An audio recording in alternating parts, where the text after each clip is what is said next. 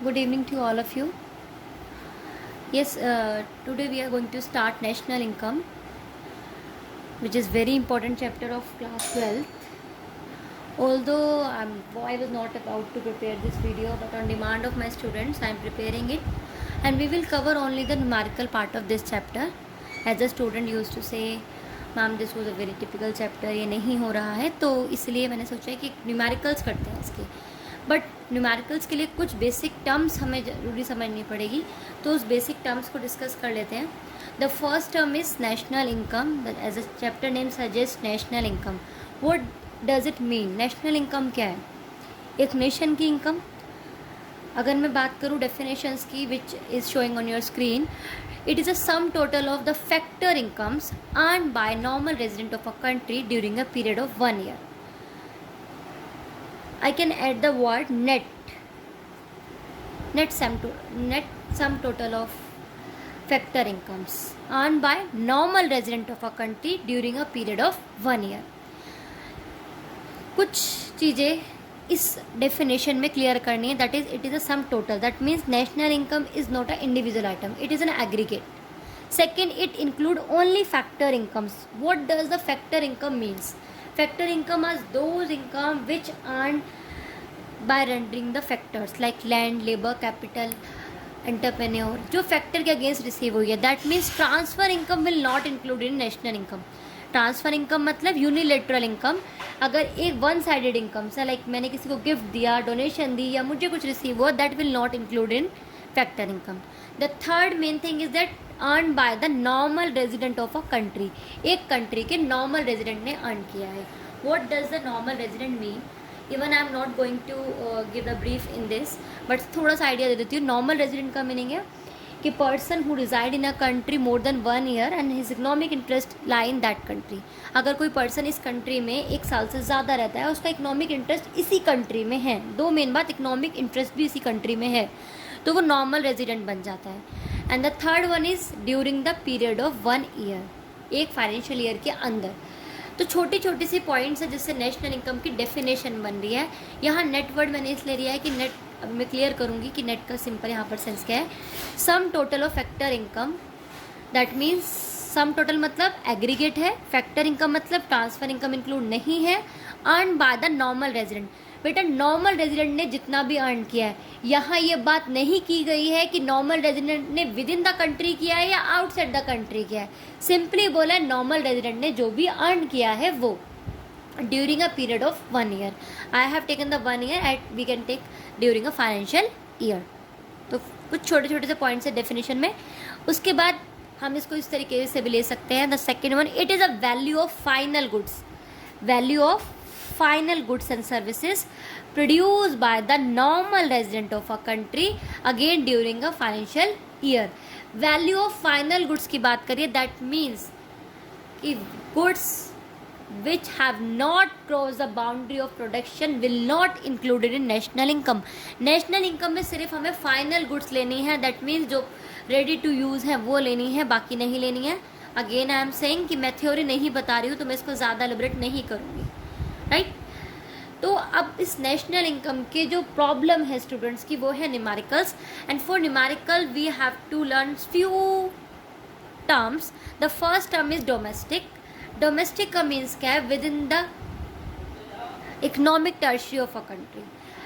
कोई भी चीज़ विद इन द कंट्री, मतलब डोमेस्टिक टर्शरी के अंदर, within the boundary of a country. अब बाउंड्री का मतलब ये नहीं है कि अगर मैं इंडिया का मैप बनाऊँ तो इसी के अंदर. बेटा जहाँ भी इंडिया का एडमिनिस्ट्रेशन है, जहाँ पर भी इंडिया का एडमिनिस्ट्रेशन है, जहाँ पर वो सब टेरिटरीज जहाँ पर हमारी गवर्नमेंट का राइट है, जहाँ पर रूल्स पर्सन पर, गुड्स पर, कैपिटल पे हमारी इंडिया गवर्नमेंट के लग रहे हैं, वो हमारी डोमेस्टिक टेरिटरी का पार्ट है. तो डोमेस्टिक टेरिटरी का अगर मैं सिंपल मीनिंग बोलूँ तो डोमेस्टिक का मीन्स होता है geographical boundary.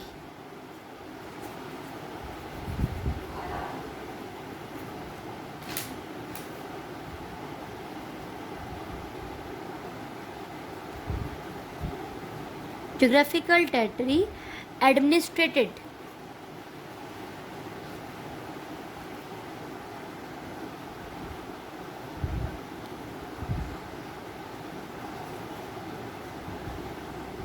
by a government within which persons, goods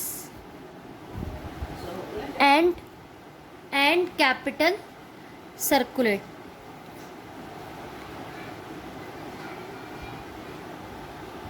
freely, हाँ मेरे पास स्पेस नहीं है, मतलब डोमेस्टिक क्या, विद इन द कंट्री। अगर नॉर्मल सी बात करूँ कि ये एरिया है पर्टिकुलर, यहाँ पर मेरे कंट्री का फ्लैग है और यहाँ पर जो एडमिनिस्ट्रेशन है मेरी कंट्री का है, दैट मीन्स इंडिया का है।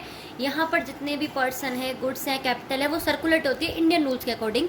तो ये डोमेस्टिक टेरिटरी हो गई इंडिया की। अब मैं बात करती हूँ नेशनल की। तो नेशनल जो कॉन्सेप्ट है डोमेस्टिक से थोड़ा सा ज़्यादा है। नेशनल कहता है कि जो भी हमारी डोमेस्टिक टेरिटरी के अंदर है वो तो है ही है, प्लस हमारे नॉर्मल रेजिडेंट ने अगर कहीं बाहर से भी लिया है तो वो भी नेशनल का पार्ट बन जाएगा।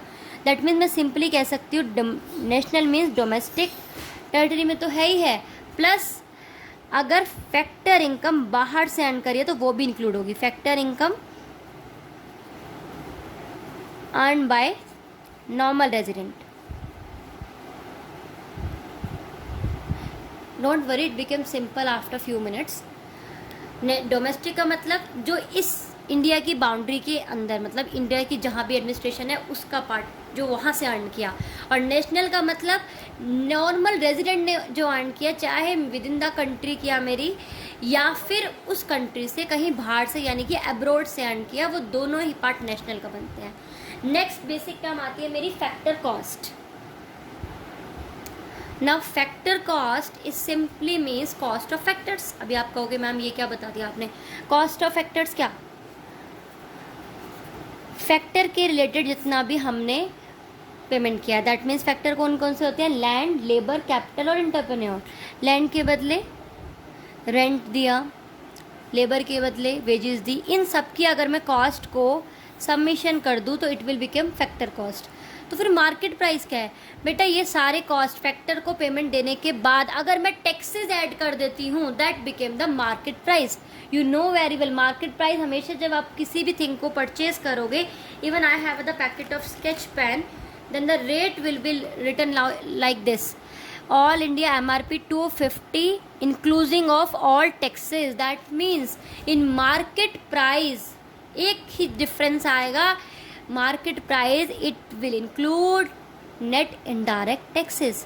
तो मार्केट प्राइस में क्या होगा, फैक्टर कॉस्ट तो है ही है, प्लस क्या करना होता है इसमें, इनडायरेक्ट टैक्सेस को।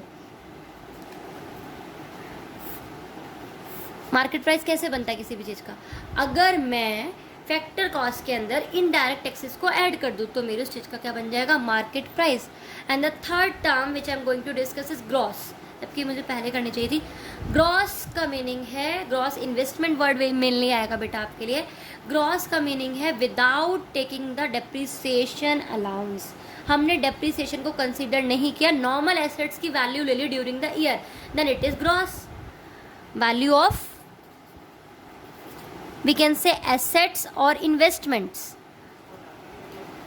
विदाउट कंसीडरिंग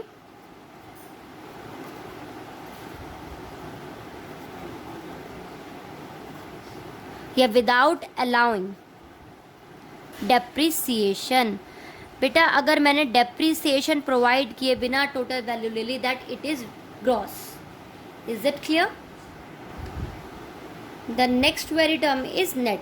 नेट मीन्स अगर मैं उस एसेट्स की वैल्यू में से डेप्रिसिएशन माइनस कर दूं, मतलब जो उसकी रिप्लेसमेंट कॉस्ट है, भाई अगर मैंने कोई भी एसेट परचेज किया ड्यूरिंग द ईयर तो वो यूज़ हुई होगी, यूज़ हुई है, टाइम पास हुआ है, तो उसकी वैल्यू कुछ ना कुछ तो डिक्रीज़ हुई होगी ना।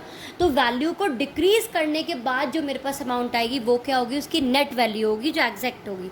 तो हम क्या कह सकते हैं, net means gross minus depreciation. That means when we allow depreciation adjustment। अब डेप्रिसिएशन कॉमर्स स्टूडेंट्स को तो अच्छी तरह पता होगा, ह्यूमैनिटीज़ वालों को हो सकता है थोड़ा कन्फ्यूजन हो। डेप्रिसिएशन का सिंपल मीनिंग होता है बेटा कि किसी भी, वैसे हिंदी मीनिंग बताऊँ तो आप कह सकते हो कि कितना घिस गया, डेप्रिसिएट हो गई। अगर कोई भी एसेट को हम यूज़ करते हैं या फिर हम उसका ले आए, उसको घर में परचेज कर लिया, टाइम निकल गया, तो उसकी वैल्यू डिक्रीज़ हो जाती है, और जितनी वैल्यू उसकी डिक्रीज़ होती है वो उसका डेप्रिसिएशन है। भाई मैंने आज एक्टिवा परचेज़ किया सपोज 75,000 का, मैंने उसको यूज़ किया, तब भी उसकी वैल्यू ईयर एंड पे कुछ ना कुछ कम हुई होगी। सपोज़ मैंने यूज़ नहीं भी किया, आप जितने शोरूम प्राइस में लाए उतने प्राइस में तो मार्केट में दोबारा से सेल नहीं होगी, तो आपको क्या होगा, यूज़ करने की वजह से वेयर एंड टेयर, मतलब यूज़ करने की वजह से वैल्यू कम हो गई, या फिर इफ्लक्स ऑफ टाइम की वजह से हो गई। किसी वजह से अगर वैल्यू डिक्रीज़ हो गई इन दो वैल्यूज़ या ऑब्सोलीसेंस की वजह से, मैं इतना एक्सप्लेन नहीं कर रही हूँ, अगर वैल्यू डिक्रीज़ हो गई है तो उसका मतलब क्या है, डेप्रिसिएशन है। And for commerce student you must know, अगर आप ग्रॉस प्रॉफिट में हो और आपको नेट प्रॉफिट निकालना है तो आप डेप्रिसिएशन माइनस करते थे। तो these were the basic terms which I am going to repeat again. First term I have discussed national income. National income means sum total of factor income earned by the normal resident of a country during the period of 1 year. वैसे national income को मैं बात करूँ तो total income जिस सब लोगों ने मिलके, नॉर्मल रेजिडेंट ने मिलके जो अर्न करी ड्यूरिंग द ईयर, वो कह सकते हो, या total value of final goods कह सकते हो, या total expenditure made by all the sectors कह सकते हो। तो यहाँ 3 डेफिनेशन कैन बी देयर, और तीनों के मेथड्स हैं वो हम डिस्कस करेंगे। डोमेस्टिक का मतलब सिर्फ और सिर्फ एक पर्टिकुलर बाउंड्री के अंदर कुछ अर्न किया है तो डोमेस्टिक। नेशनल मतलब विद इन द डोमेस्टिक, मतलब अपनी कंट्री से तो किया ही किया है, प्लस बाहर से भी इंपोर्ट एक्सपोर्ट से या फैक्टर इनकम हमने अर्न कर ली किसी और तरीके से, तो वो उसका पार्ट बन जाएगा नेशनल का। नेक्स्ट हम आता है फैक्टर कॉस्ट। फैक्टर कॉस्ट मतलब cost of factors, all factor की कॉस्ट, लैंड, लेबर, कैपिटल, इन सब की अगर मैं कॉस्ट को ऐड कर दूँ तो सिंपली मेरी फैक्टर कॉस्ट आएगी। और मार्केट प्राइस, भाई अगर सामान बनाया मैंने, उसके लिए 100 रुपीज़ की मैंने लेबर को दिए, 200 का प्रॉफिट, लाइक ऐसे फैक्टर करके 500 की पड़ी। अब मार्केट में 500 की तो सेल होगी नहीं बेटा, गवर्नमेंट भी कुछ चार्जेस लेगी, गवर्नमेंट भी अपने कुछ टैक्सेस लेगी, तो अगर मैं इस टैक्सेस को ऐड कर देती हूँ तो it will become market price. The next very concept is gross. अब ये ग्रॉस क्या है, अगर आपने इन्वेस्टमेंट में डेप्रिसिएशन लेस नहीं किया, मतलब आपने simple total value of all asset और इन्वेस्टमेंट ले लिया है, तो वो ग्रॉस है।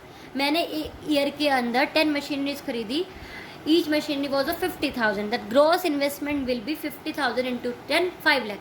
बट बेटा ईयर एंड पे वो वैल्यू थोड़ी ना रह जाएगी, वो कुछ डिक्रीज भी होगी। जब डिक्रीज होकर जब उसकी वैल्यू आएगी उसे बोलेंगे हम नेट। दैट मीन्स ग्रॉस में से अगर डेप्रिसिएशन अलाउ कर दूँ तो मेरा क्या बन जाएगा, नेट। ये मैंने बात करी कुछ थ्योरी की।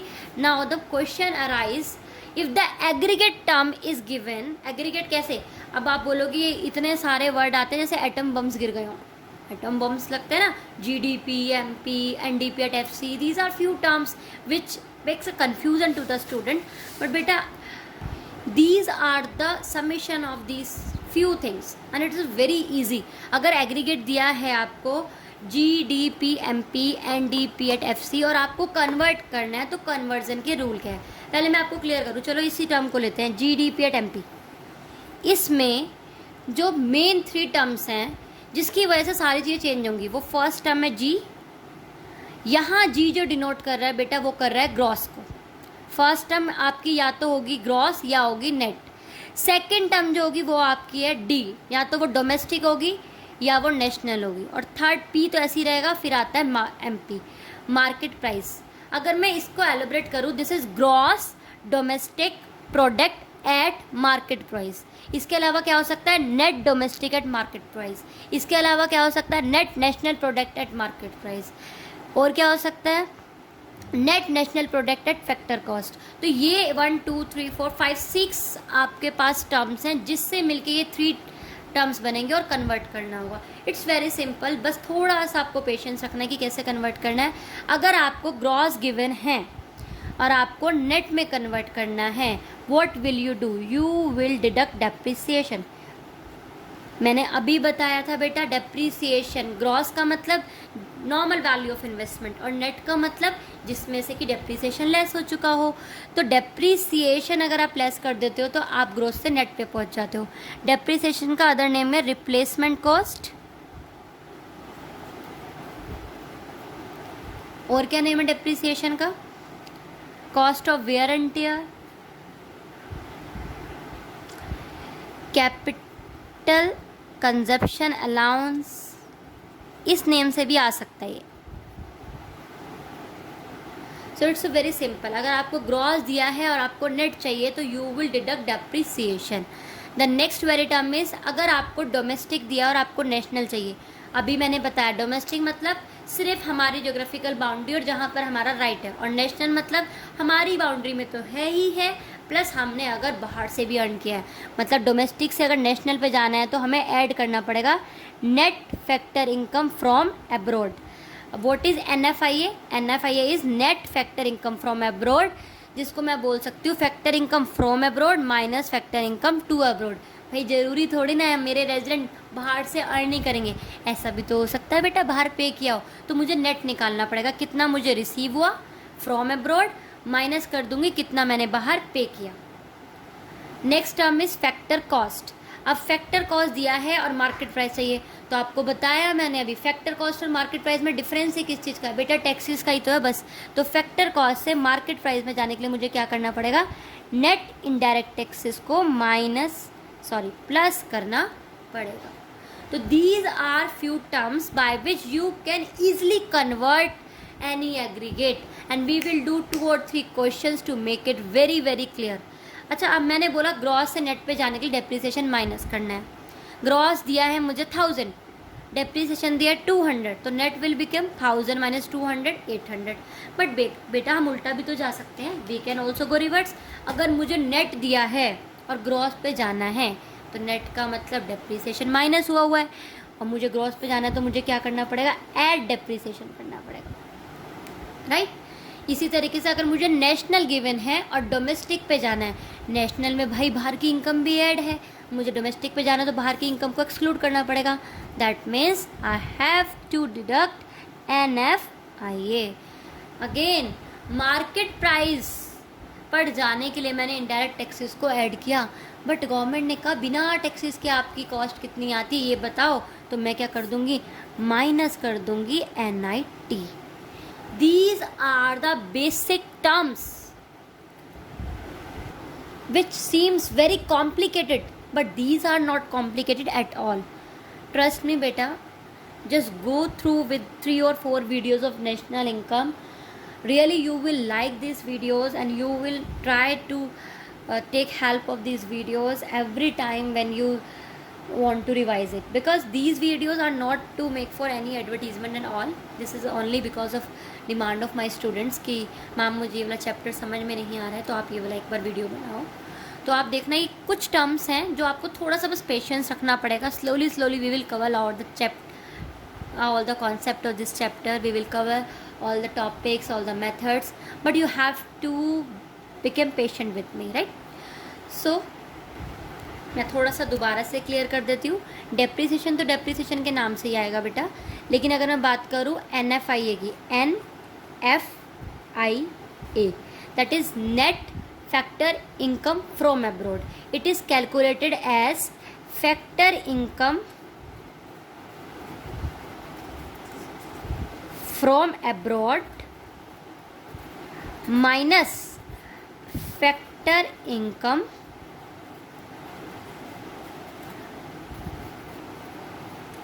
to abroad, right? The next term is NIT, that is net indirect taxes. ये नेट का मतलब क्या है, ये बार बार नेट आ जाता है। नेट का मतलब लेना देना सॉर्ट आउट करके लास्ट में एक फाइनल फिगर बता दो भाई। तो नेट इनडायरेक्ट टैक्सेस का मतलब भाई गवर्नमेंट टैक्स इम्पोज करती है, ये सबको पता है, लेकिन कुछ सेक्टर में गवर्नमेंट उल्टा सब्सिडीज देती है। गवर्नमेंट अपने पास से पैसा देती है कि भाई आप इस बिज़नेस में लगाइए, और आप प्रमोट करती है बिजनेस को, इसलिए जिससे तो वो उससे उल्टा कॉस्ट कम हो जाती है। तो NIT कैसे निकलता है, इनडायरेक्ट टैक्सेस माइनस सब्सिडीज। अब बेटा indirect taxes normally indirect taxes के नाम से आता है, बट अगर आपको दे दिया GST वैट तो आपको कंफ्यूज नहीं होना है। जितने भी इनडायरेक्ट टैक्स है उसके नाम से भी आ सकते हैं, तो आप वहाँ पर इनडायरेक्ट टैक्सेस की जगह लिख सकते हो। अगर आपको GST दे दिया तो you will take GST as a indirect tax, and depreciation I have made it clear. Now we will do a question on this, how we convert चलो बिफोर कन्वर्टिंग मैं थोड़े से नाम आपसे डिस्कस करती हूँ। अब ये टर्म दिया है GDP@MP, इसको मैं पूरी फुल फॉर्म लिखूँगी।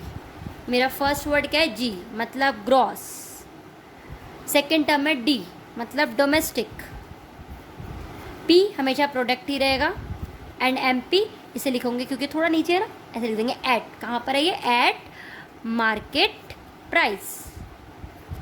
सेकेंड टर्म बड़ी अजीब सी लगता है ना आपको, NNP@FC, जो कि हमारी है नेशनल इनकम। मैम ये तो ऐसा लग रहा है कि जैसे आपने ना बहुत सारे बॉम्ब छोड़ दिए हैं, लेकिन ऐसा नहीं है बेटा। एन यहाँ पर डिनोट करता है नेट को। अब आप कहोगे मैम नेट क्यों, नेशनल भी तो हो सकता है। नहीं बेटा, फर्स्ट टर्म नेट या ग्रॉस ही होगी। नेट, फिर दूसरा वाला N national, product at factor cost. यही तो हमारी नेशनल इनकम है कि हमने नेट पूरे कंट्री का नेशनल प्रोडक्ट निकाला फैक्टर कॉस्ट पे। चलो थर्ड टर्म एक और ले लेते हैं आपके कन्फ्यूज़न को दूर करने के लिए। NDP@FC। मैम ये क्या है?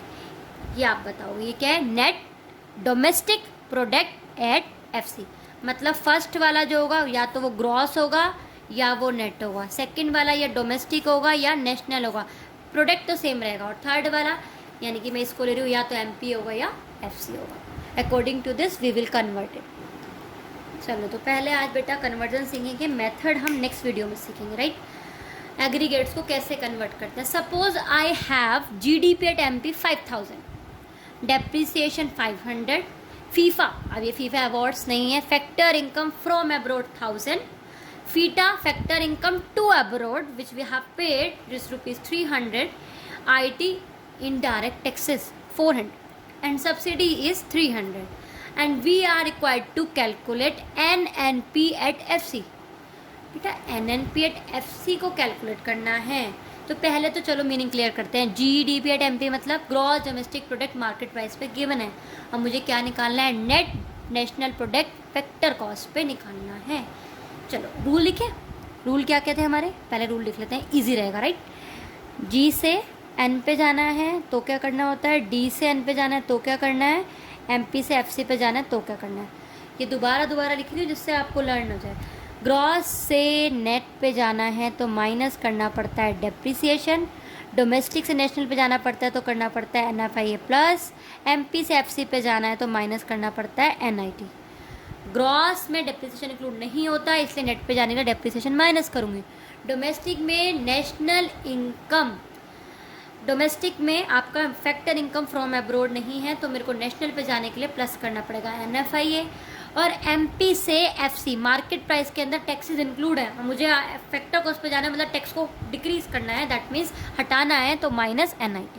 अब क्वेश्चन को करने का मेथड क्या है? सबसे पहले जो एग्रीगेट गिवन है बेटा वो लिखोगे GDP@MP, this is 5000, right, simple way में, और यहाँ पर आप लिखोगे जो आपको क्वेश्चन की रिक्वायरमेंट है NNP@FC, this is a requirement of question. अब मेरे साथ सिंपल वे में करो, वर्टिकल फॉर्मेट में। मेरे पास ग्रॉस है, मुझे क्या चाहिए? नेट चाहिए। ग्रॉस से नेट पे जाने के लिए मुझे क्या करना पड़ता है? Minus depreciation. मैं अमाउंट नहीं लिख रही हूँ, मैं सिखा रही हूँ पहले। नेक्स्ट टर्म है मेरी domestic, what I required national, मुझे ऐसे ही देखना है। आई हैव डोमेस्टिक, तो जो मेरे पास है मैं पहले ऊपर यहाँ पर रखूँगी। अब मुझे चाहिए नेशनल, डोमेस्टिक है यानी कि विद इन द कंट्री का है, नेशनल चाहिए बाहर से जो अर्न किया वो भी कर लो, that means I will add NFIA। Next मेरे पास मार्केट प्राइस है भाई, टैक्स इंक्लूड करने की बात की अमाउंट है, and I required the amount before taxes, what I will do? I will deduct my NIT। Is it clear? Repeating again, you will convert vertically. What you have you will write on the first, and what you required you will write down, that means the next, right? I have gross G, और मुझे G से N पे जाना है, then I will deduct depreciation, क्योंकि gross से net पे जाने के लिए मुझे क्या करना पड़ता है? डेप्रिसिएशन को रिड्यूस करना है, क्योंकि ग्रॉस में डेप्रिसिएशन अलाउ नहीं है, मुझे अलाउ करना है तो डेप्रिसिएशन माइनस करूँगी। फिर है डोमेस्टिक सेकेंड टर्म, मुझे किस पे जाना है, मुझे जाना है नेशनल पे। डोमेस्टिक से नेशनल पे जाने के लिए मुझे क्या ऐड करना पड़ता है, net factor income from abroad. और फिर है थर्ड एमपी, एमपी से एफसी पे जाना है तो मुझे क्या करना है, माइनस एनआईटी। चलिए डेप्रीसिएशन तो क्वेश्चन में डायरेक्टली गिवन है 500, मैंने यहाँ पर पुट कर दिया, बट एनएफआईए नहीं है तो मुझे एनएफआईए फाइंड करना पड़ेगा। How I will calculate NFIA, मैंने अभी बताया, FIFA minus FITA, factor income from abroad minus factor income to abroad. कितना मेरे को वहाँ से मैंने आया और कितना पे किया, 1000 माइनस 300 यानी कि 700 मैंने अर्न करे, तो एनएफआईए इज 700। नेक्स्ट आया मेरा NIT. What is NIT, net indirect taxes, वो भी क्वेश्चन में गिवन नहीं है, बट क्या हो गया मेरे पास आईटी और सब्सिडीज तो हैं बेटा, तो what I will do, IT minus subsidies 400 minus 300, NIT will be 100, so answer will be 5000 minus 500 plus 700 and minus 100, that means 5100। कितना इजी है ना कन्वर्जन, देखो आप।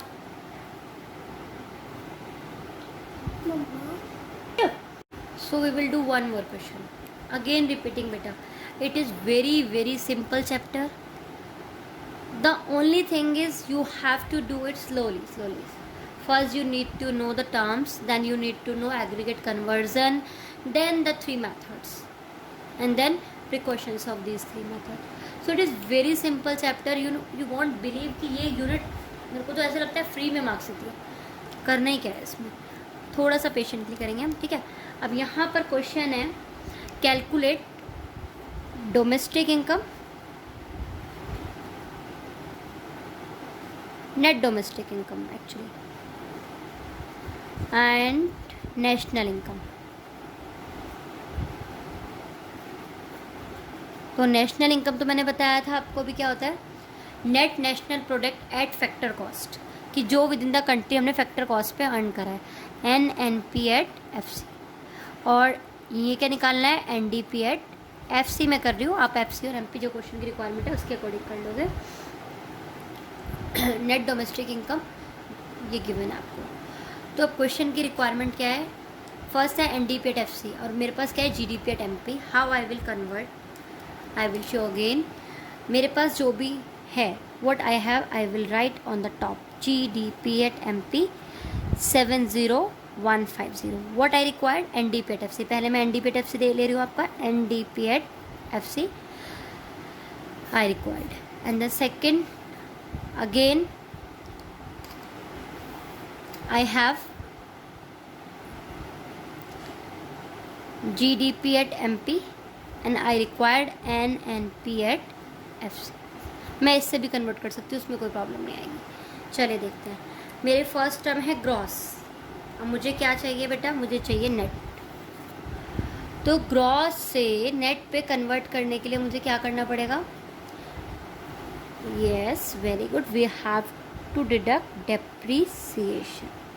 next term is domestic and I require domestic, so I will not change, मुझे domestic चाहिए था, मेरे पास domestic है तो मैं इसको change नहीं करूँगी, right।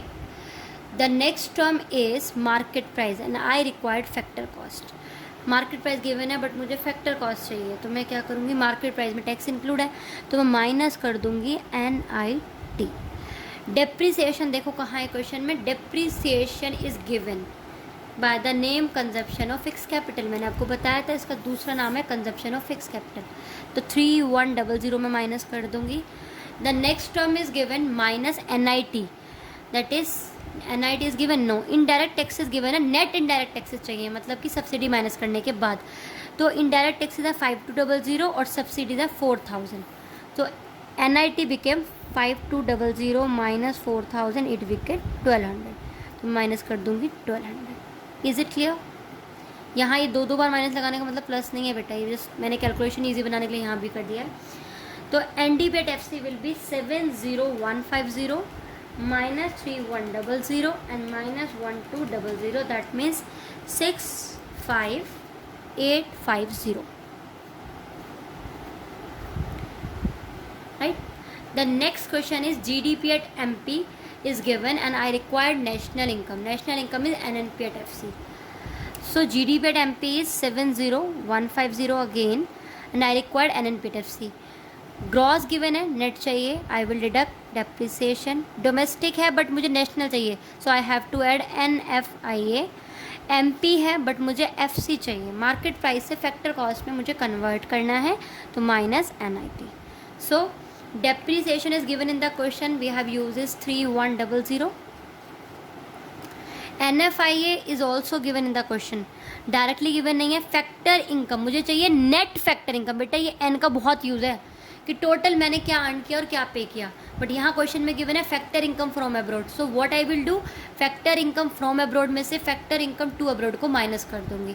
800 minus 300 it became 500 and minus NIT वो हमने भी लिया था 1200.